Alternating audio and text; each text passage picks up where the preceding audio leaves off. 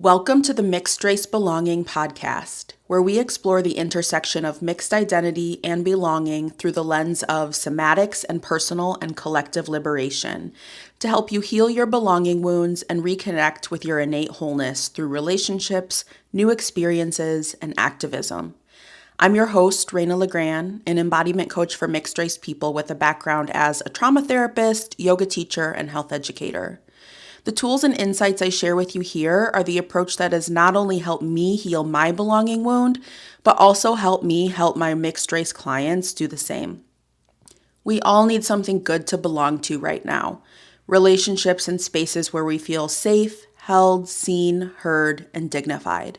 Thanks for being here, and let's get started with today's show.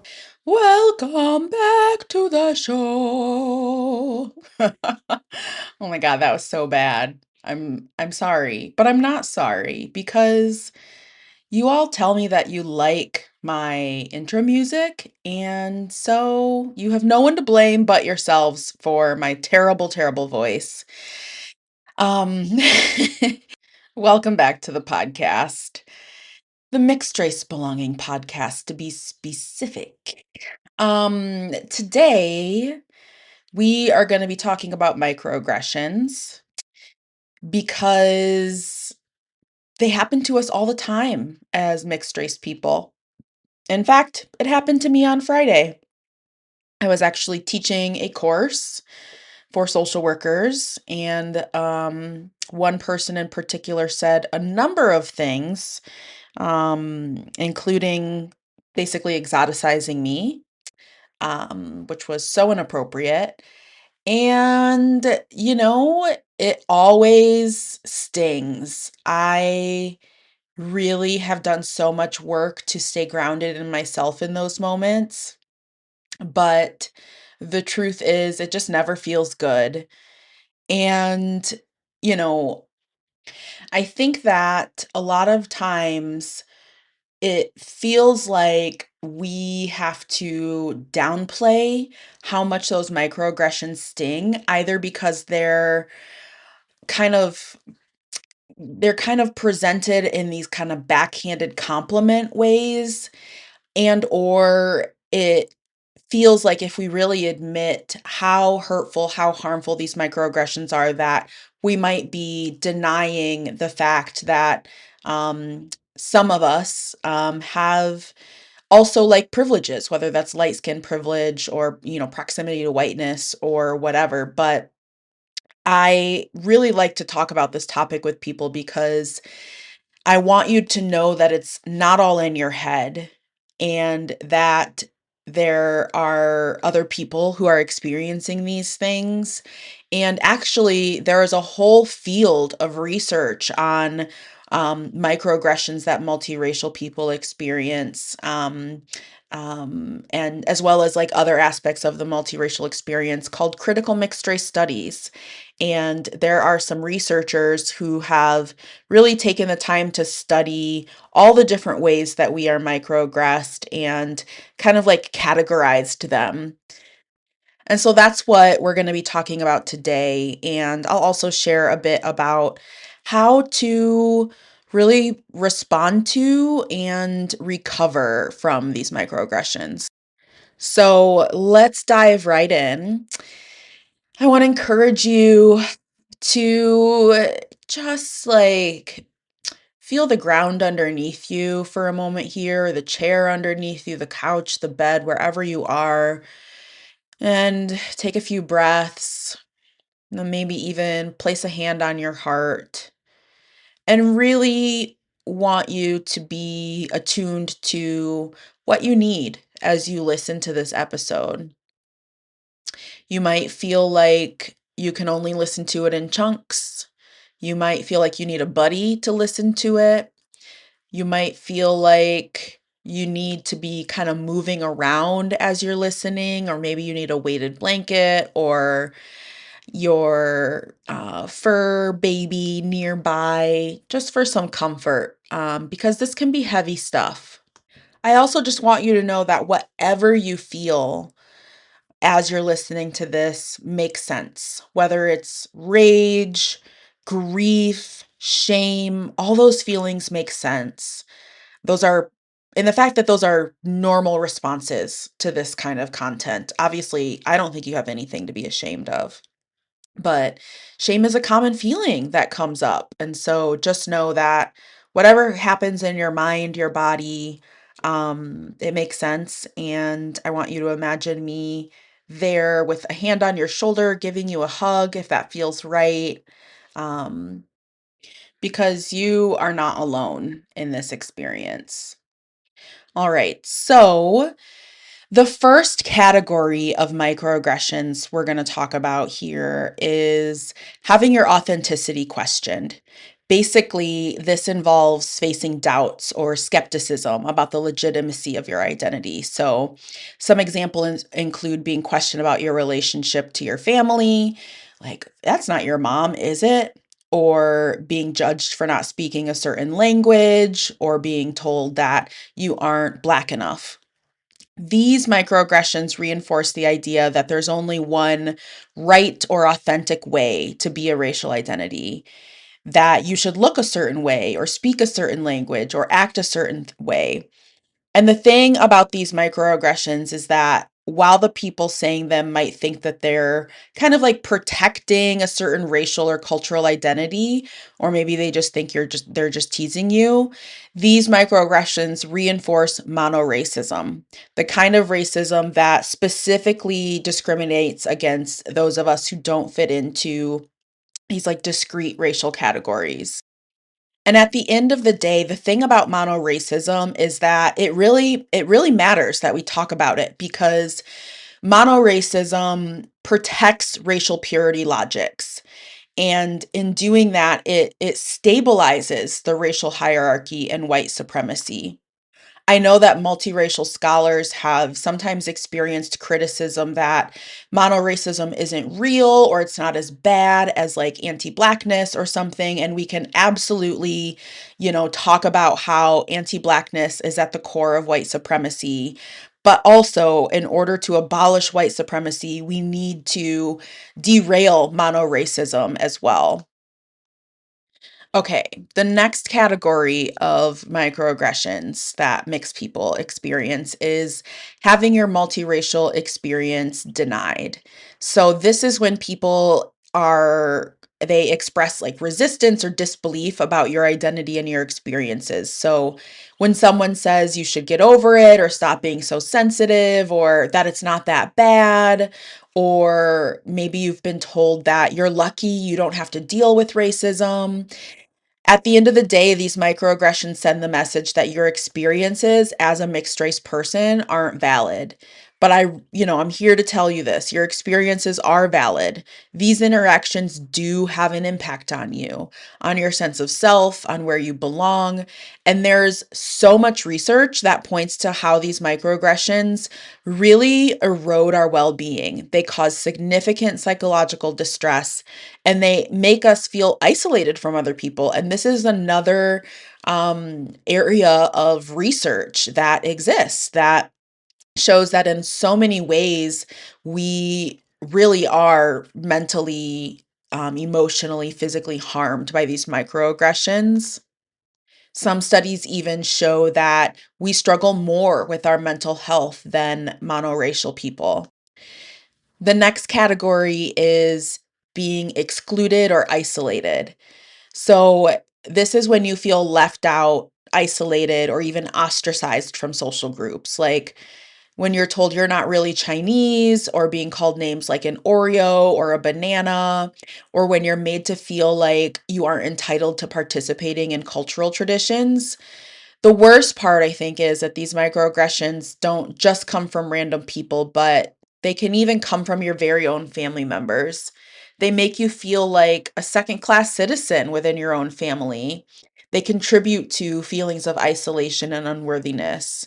They make you feel like you don't belong anywhere, even the family you were born into. And it's so interesting. Something I come across as a therapist and a coach for mixed race people is that these kind of experiences, they shape a sense of not being enough everywhere. So many times people will want to work with me, but not feel like they're mixed enough or that they're the right mix. And I absolutely want you to know that if anything I share resonates with you, you are in the right place. You are welcome here. Next up is being exoticized or objectified. So when people tell you, "Ooh, you're so exotic," or "You have good hair." That happened to me on Friday, right? I was told like, "You're so beautiful," in a professional training. Or comments like, "Oh, I bet you make beautiful babies."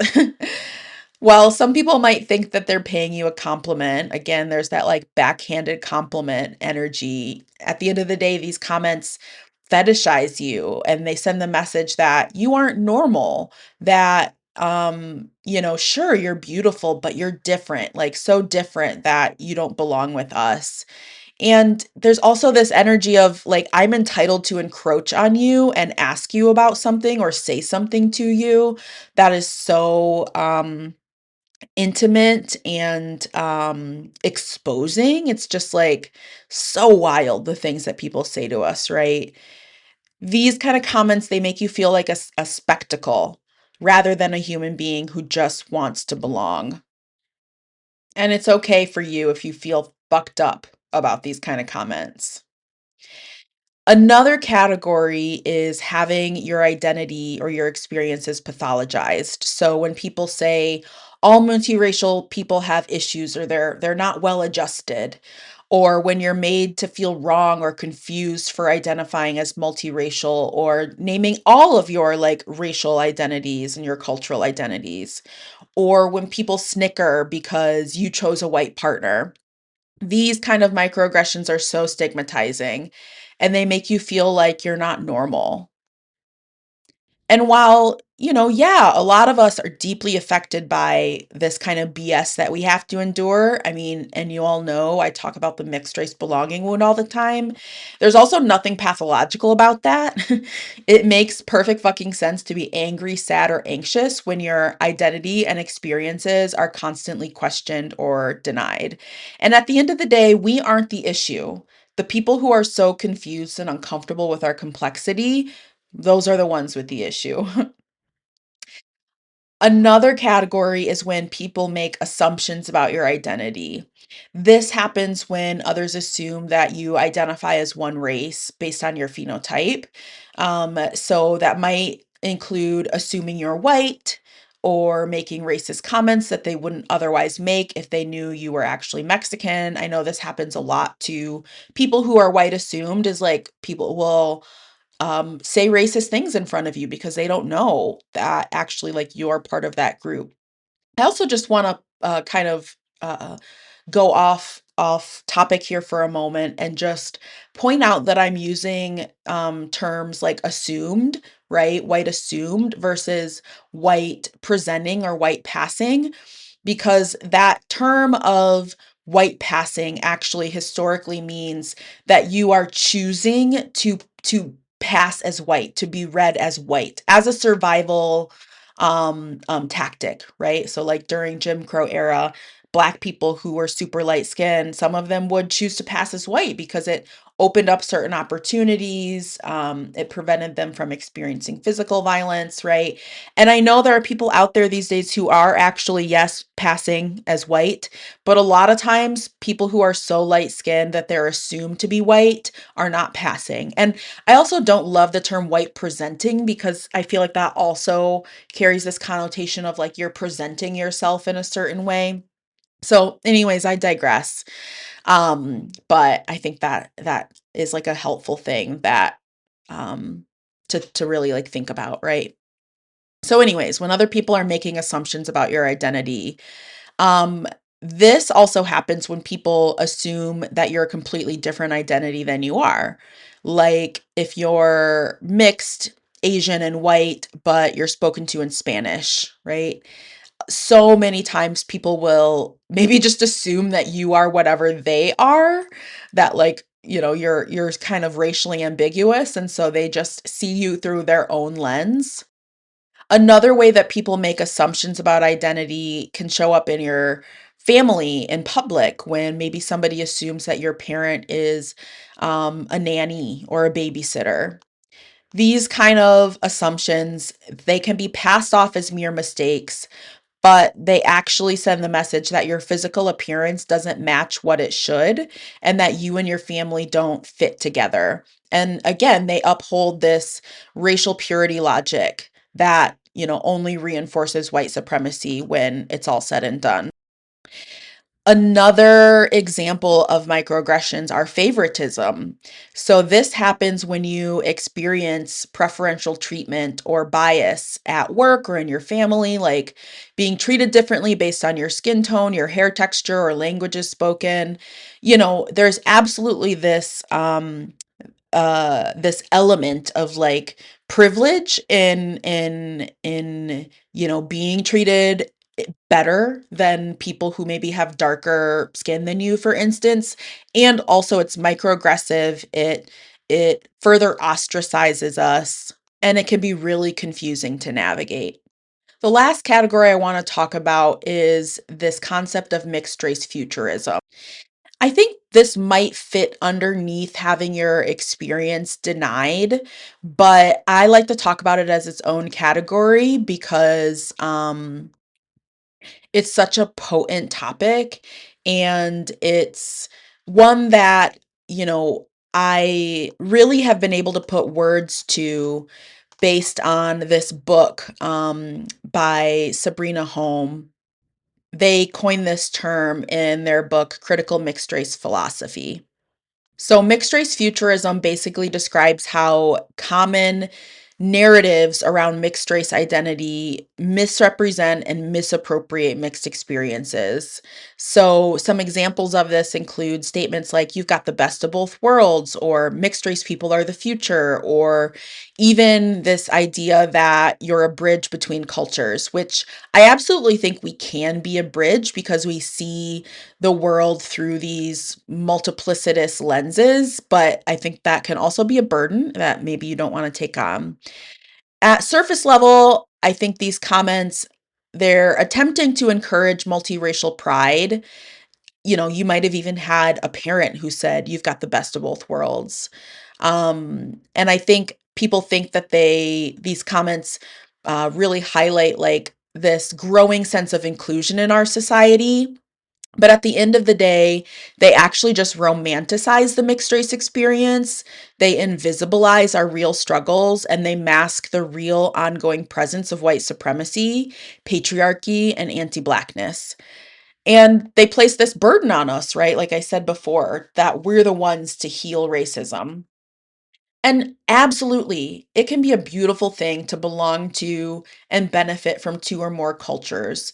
But the reality is that that access also comes at a price for many of us because there are societal and interpersonal pressures to pick a side or prove that you are enough of a certain culture. I think this tends to be especially complicated for mixed folks with a white parent due to the destructiveness of whiteness and this really common longing to just distance yourself from the harmful impacts of white supremacy. This futurist outlook, it doesn't only harm mixed race people by denying our reality, it also harms other people of color because it reinforces this idea that racism is over or it's ending or that it's being like passively bred out over time because more and more mixed race people are being born. And to that note, it also harms white identified people because it bypasses the need for white people to actually do the deeper work of confronting their own whiteness and the ways that they have been disembodied and disenfranchised through the process of cultural severance and being assimilated into white identity. Again, this isn't to say that there's not room to celebrate being multicultural, but that these kind of like euphemisms and innuendos don't actually recognize the complexity of the mixed race experience and the reality of race and racism in general. Oh, yeah, that's heavy, y'all, huh? All of that. I mean, here's the thing. I can't promise that you'll never be microaggressed again, that no one will ever ask you, what are you? Right? We live in a world that is still so mono-racist, and you're gonna experience these kind of comments and interactions, and they're always gonna be hard. The thing that I can help you with is that I can help you to build the skills and resilience to feel whole in every room, every experience, and every relationship that you step into. I'm so excited to share with you that I just dropped a new free resource. It's a What Are You Somatic Recovery Guide, and it is designed to help mixed race people respond to and recover from being misread and microaggressed without forgetting who the fuck you are. When you download the guide, you're going to get 10 different responses you can put in your back pocket for those times when people ask, "What are you?" You're going to get a somatic practice that's going to help to soothe your mind, body, and soul and find your center again in that moment. And you're going to learn how to build emotional resilience so that you can keep feeling whole, even when people are misreading or questioning your racial identity in the future. These tools helped one of my clients who used to just completely spiral and feel frozen and clammy anytime somebody would ask her if she was mixed. But after implementing these tools, she feels open, she feels curious, she feels proud. She doesn't feel like she has to prove her blackness or atone for having three white grandparents.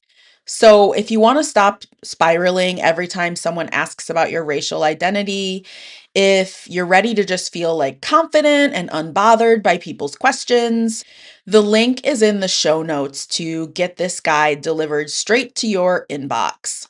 I'm really excited because the somatic practice, it both comes in, just like I've typed it out for you, but I've also included a video. So if you want to be really walked through the process, you are going to be able to be with me in that. And I want to say that what you'll learn in this guide is going to help you with other aspects of your life, other aspects of your identity that feel hard, like being a baby queer or being neurodivergent or having chronic illness. So, if you tend to just feel really caught off guard when you're microaggressed, this guide is for you. I can't wait to share these resources with you. And I want to hear after you look through the guide, do the practice, let me know, how is it landing? How's it helping? What questions do you have? All right, we've reached the end of today's episode. Thanks for listening as always. And don't be a stranger. Feel free to reach out on the gram or email me. I'm here for you, boo. Talk to you next time.